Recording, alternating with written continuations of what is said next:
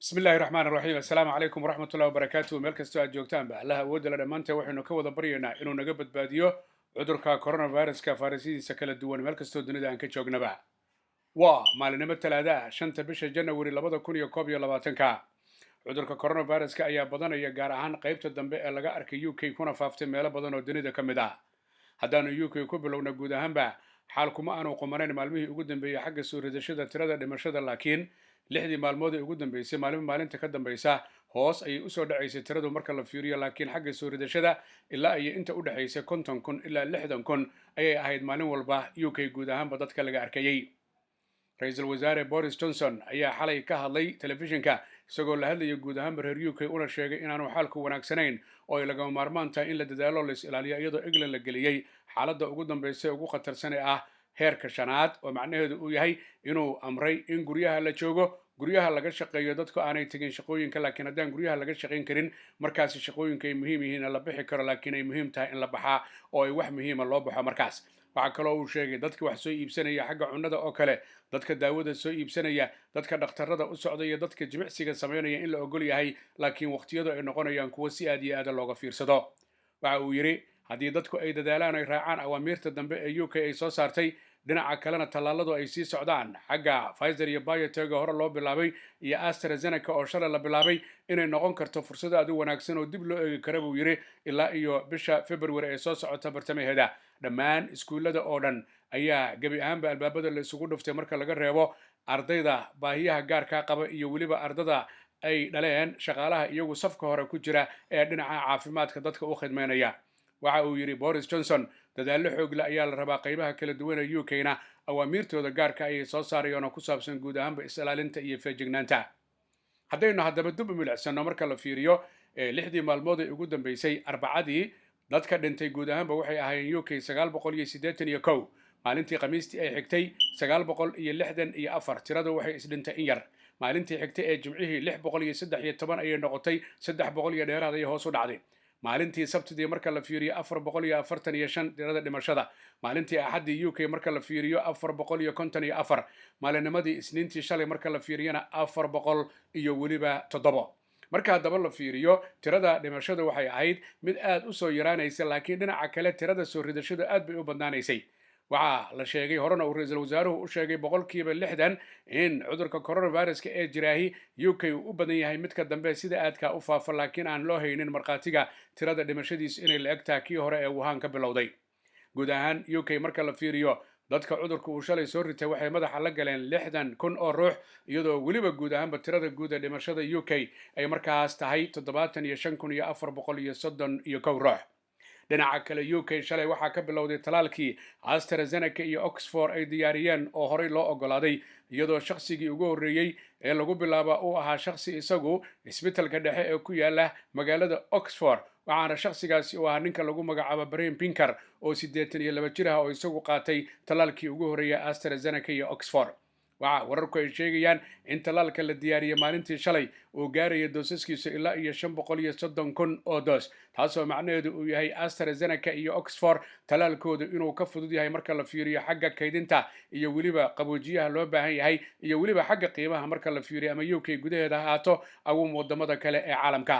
guud ahaan marka la fiiriyo UK waxaa la arkayaa feejignaan xoog leh oo kama dambaysa in loo soo jeediyey guud ahaanba bulshada oo la sheegay inay aad u dadaalaan oo laysu ilaaliyo dadku ay kala fogaadaan sankii afka inay xirtaan nadaafadana inay ku dadaalaan mar haddii la arkay khatarta la yaabka leh ee cudurkan ee baaxadda uu leeyahay xagga fiditaanka 50% ilaa 70 inuu ka dheereeyo marka la fiiriyo viruskii asal ahaan ka bilowday 2019 bishii December magaalada Wuhan ee dalka China waxaa kale oo la sheegay viruskan cusub ee UK laga arkay kuna faafay meelo badan oo dunida ka mid ihi inuu kii hore uga duwan yahay inuu ku dhacayo da'da soddonaadka iyo labaatanaadka ee dhalinyarada taasoo iyaduna culays xoog leh marka barbar dhigo viruskii asal ahaan bilowday oo ku dhici jiray amaba cabsi looga qabay dadka iyagu toddobaatanaadka iyo ka weyn waxaa daba la eegi doonaa guud ahaanba UK maalmaha soo socda arrimuhu sida ay noqdaan iyo dadku siday amarka u qaataan iyo in la ogaado in la gaaray England heerkii sharaad oo khatarta amaba casaanka ama guduudka sida loo yaqaano marka la fiiriyo reer yurub waxa ay ku dadaaleen inay bilaabaan tallaalkii iyadoo laga bilaabay meelo badan oo ka mid a reer yurub taasoo ujeedka u yahay in dadka laga tallaalo cudurka si markaas looga hortago oo tallaalkiisu uu noqdo mid xasiliya dhibta xoogga leh cudurka coronaviruska iyo saameynta uu ku yeeshay guud ahaanba reer yurub wadamo badan oo reer yuruba ayaa xaaladdu aanay qumaneen mawjadii koowaad iyo mawjada labaad ee iminka oo la arkayo dad badan inay dhimanayaan dad badanna uu soo ridanayo dalka faransiiska ayaa maamulayaashiisa waxaa lagu cambaareynayaa in ay ka gaabiyeen marka la fiiriyo xagga tallaalidda dadka oo la arkaya maalin keliya 516 ruux laakiin maamulayaasha caafimaadku waxay sheegeen in ujeedku uu yahay marka hore inay hubiyaan oo ay tagaan oo ay booqdaan guryaha dadka waaweyn ay degan yihiin si loo ogaado arrimahaas iyo sidii markaa wax looga qaban karo waxay sheegeen inay dardar geli doonaan guud ahaanba tallaalada kala duwan dhinaca dalka faransiiska cudurku waxa uu ka dilay maalinku bilowday ilaa maalinka maanta dadka badan 64,773 ruux waxaana uu ka mid yahay dadka cudurka coronaviruska uu ku dhacay ee faransiisku dadka 2 milyuun ay kor u dhaafeen dadka cudurka uu ka aafeeyey reer yurub wadamada dadaalaya tallaalku meel fiican maraya waxaa ka mid ah waddanka jarmalka oo hore u bilaabay tallaalka Pfizer iyo weliba BioNTech iyadoo axadii oo qura subaxnimadii la arkayay 118,554 ruux oo la tallaalay wadamada kale ee tallaalka sida aadka u bilaabay waxaa ka mid ah dalka Spain iyo dalka Talyaaniga iyadoo dalka kaliya ee reer Yurub aan tallaalka bilaabin uu yahay waddanka Holland oo la filayo 8 bisha inay tallaalka bilaabaan oo markaas qorshe ballaaran ay u dejiyeen iyo istiraatiijiyad oo iyada lafteeda shacabka reer Holland ay ku dhaliileen xukuumadooda inay dib u dhaceen ama ay dib u dhigeen tallaalka oo la bilaabayo mar haddii cudurku uu farabaas ku hayo guud ahaanba dunida iyo weliba gaar ahaan waddanka Netherlands guud ahaanba tallaaladu waa ay ka jiraan meelo badan oo dunida ka mid ah reer yurubna waxa ay dalbadeen marka la fiiriyo guud ahaanba 300 milyan oo doos oo ay ka dalbadeen Pfizer iyo BioNTech iyo sharikado kale iyagoo weliba ogolaaday Pfizer iyo BioNTech iminkana doonaya inay ogolaadaan sharikada Moderna ee waddanka Mareykanka laga leeyahay oo ay doonayaan reer yurub ayaga laftooda arrintaas inay ka qayb qaataan tallaalka Pfizer iyo BioNTech inta badan reer yurub waxa ay ka daabulayaan xagga Jarmalka iyo weliba magaalo ku taala waddanka Belgium oo loo arka labada meelood sida aadka looga soo saarayo waddanka India oo ka mid ah wadamada adduunka ee sida meenta xoogga leh uu ku yeesho cudurka coronavirus ahna dalka labaad ee dunida xagga ugu soo ridashada iyo dalka saddexaad ee ugu dhimashada badan ayaa waxa ay maalinimadii daraad ay ogolaadeen AstraZeneca iyo Oxford tallaalkooda waa dalka Hindiya iyo shirkad kale oo iyadana tallaalka soo saarta oo lagu magacaabo Bharat Biotech labadaas shirkadood ee AstraZeneca iyo Oxford ee dhinaca UK iyo weliba reer India ee iyadana laga soo saarayo macadka lagu magacaabo Serum Institute ayaa waxa ay tahay mid la ogolaaday laakiin waxaa jirta dhaleecayn ka imanaysa maamulayaasha iyo weliba dadka kale ee dhaqaatiirta qaarkood reer India oo sheegaya tallaalkooda gaarka ah ee macadkaasi Serum inuu yahay bay yiraahdeen mid marxaladihii kala duwanaa waqti fiican aan la siinin oo cabsi ay ka qabaan inuu dhibaato keeni karo laakiin maamulayaasha arrinka baaray waxa ay sheegeen in la hubiyo tallaalkaasi isaga ah oo laga baaraan digay kadibna la ogolaaday Hindiya ilaa iyo dad ka badan 10 milyan iyo 400 kun oo ruux ayuu cudurku uu markaasi ka soo ritay dad ilaa 151 kun waa uu ka dilay iyadoo weliba la filayo tallaalku inuu waxtaro maamulayaasha iyo saynisyahanada caafimaadka ee reer Indiyana waxay sheegeen inay jecel yihiin in sanadka isaga ah ee 2021 bilowga guud ahaanba ay tallaalka gaarsiiyaan 300 milyan oo ruux oo reer Indiya oo ka mid ah dadka reer Indiya oo guud ahaanba tiradooda ay tahay 1 bilyan iyo weliba 300 milyan oo ruux oo ah dalka labaad ee ugu dadka badan marka laga yimaado dalka China Hindiya waxa ay soo saartay tallaalo kala duwan oo ay sheegeen in loo soo qortay arjiyo kala duwan oo ay eegayaan had walba heerka arrimuhu ay joogaan laakiin waxay u arkaan inay iminka tallaalka ay bilaabaan ee wax badan ka qaban karaan guud ahaanba cudurku sida saameynta ugu yeeshay dalka Hindiya iyo dhibaatada xoogga leh ee dhacday kadib markii dadka la isku daayay dhowrkii bilood ee ugu dambeeyay laakiin mawjadii koowaad ee cudurka aad ay u xakameeyeen reer Hindiya dadka laakiin xaalkoodu iminka aanu wanaagsanayn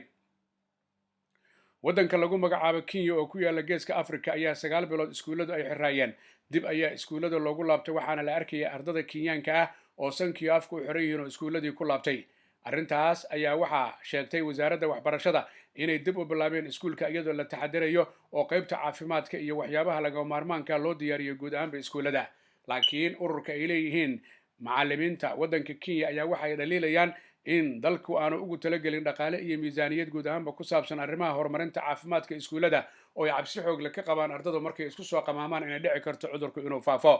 laakiin wasiirka waxbarashada ayaa waxa uu sheegay inuu ku dadaalayo guud ahaanba dowladduna ay ku dadaalayso kana fiirsanayso wax walba oo lagama maarmaan u ah sidii iskuulladu si miyir qabta wax loogu dhigi lahaa iyadoo cudurkana la iska ilaalinayo. laakiin dhaleecayn kale ayaa loo soo jeediyey wasiirka waxbarashada ee dalka Kenya oo lagu magacaabo George Magoha oo isagu soo shaaciyo oo yiri intii ardadu ay isku xoomi lahayd iskuullada dhexdeeda armayba quman tahay geedaha hoostooda in wax lagu barto, taasoo lagu dhaliilay qaabka iyo sidoo hadalka u dhigay oo la sheegay inaanay wanaagsanayn oo ay ahayd dowladdu inay diyaariso waa dowladda Kenya waxyaabaha lagama maarmaanka u ah guud ahaanba agabka caafimaadka ee iskuullada mar haddii 9 bilood la kala maqnaa oo dib la isugu soo laabtay. Kenya waxay ka mid tahay wadamada cudurku uu saameynta ku yeeshay 97,000 oo ruux ayuu ku dhacay cudurku guud ahaanba reer Kenya waxaana uu ka dilay dadaan sidaa u badnayn marka la barbar dhigo wadamada dunida oo gaaraya 1,600 oo ruux. guud ahaanba adduunyadu xaalkeedu ma qumana oo aad bay ula ciirciiraysay arrimo badan oo ku saabsan cudurka coronaviruska arrimihii ka bilowday Wuhan ee China iyo marka la fiiriyo viruska cusub ee ka bilowday UK xagga South Africa lagu arkay Yurub lagu arkay iyo wadamo badan oo dunida oo loo arkayo xawligiisu inuu yahay mid aad u dheereeya laakiin la sheegay dhimashadiisa inaan marqaati loo haynin inay la mid tahay viruskii kale. digniino xoog leh ayaa ka imanaya guud ahaanba maamulayaasha caafimaadka ee dunida kuwaas oo sheegaya in si aad loo taxadaro mar haddii tallaaladii la bilaabay in la dadaali doono oo tallaaladu ay wax tari doonaan. waddanka Mareykanka ayaa ugu horreeya adduunka xagga soo ridashada iyo xagga dhimashada iyadoo ilaa iyo 20 milyan dad ka badan Mareykanka cudurku uu ku dhacay, dadka uga dhintana Mareykanka ay gaarayaan ilaa iyo 352,000 oo ruux dad ka badan. waxaa daba la eegayaa tallaalada bilowday iyo xaaladdu sida ay noqoto iyo viruska oo qaybtiisa labaad ay laba kaclaysay meelo badan oo dunida ka mid ah. qaybtan iyada iyo fariintan cudurka coronaviruska oo maalinle ahaa jirtay waxaanu iminka ka dhignaa 2 maalmood oo ah talaadada maanta iyo maalin walba oo Jimco ah haddii Allah awoodda lihi uu ogolaado. marka haddaba aynu fiirino fariinta waxaa fududeeya sharikadda dhinaca qaadista alaabooyinka xagga UK laga qaadayo lana keenayo xagga Soomaaliyana guud ahaanba la geynayo lagana keenayo waa sharikadda lagu magacaabo Parcel Host oo fadhigeedu yahay UK. xafiiskeeda weynina uu ku yaalo bariga magaalada London 473 High Road Leyton, halkaas oo uu diyaar ku yahay ganacsade Axmed Barqadle iyo weliba iyadoo halkaasi laga heli karayo oo kale DHL-ka guud ahaanba adduunyada oo dhan la isaga daabulo alaabooyinka hadda sidii haddii lagu keenayo intaba. ganacsade Axmed Barqadle waxaa kaloo uu bulshada u hayaa guud ahaanba taleefanada noocyada kala duwan ee kuwii ugu dambeeyey iyo cunooyinka kala duwan waxaana lagala xiriiri karaa telefoonka eber 7949528277. dadka Soomaaliyeed meel kastoo ay joogaanba dhib iyo dheef waxay la wadaagaan dadweynaha dunida waxaana laga rabaa inay islaaliyaan ay feejignaadaan baryada ay badiyaan nadaafadana ay ku dadaalaan inay dhageystaan awaamirta ka imanaysa maamulayaasha dalalka ay joogaan iyagoo aan iloobi in halku dhigi ahaa walaalle ha ii soo dhowaan yaana kuu soo dhowaan yaana isu soo dhowaan aan kala fogaano baryada eebba aan badino nadaafadana aan ku dadaalno. maxamed axmed xaaji cagmadhiga iyo bahda telefishinka caalamiga Universal ugu qaabilsan arrimaha ka wacyigelinta bulshada cudurka coronaviruska oo idin leh annagoo kariimkeena kaashanayna kaalinteenna aan ka qaadano ka hortagga coronavirus. maasha Allah.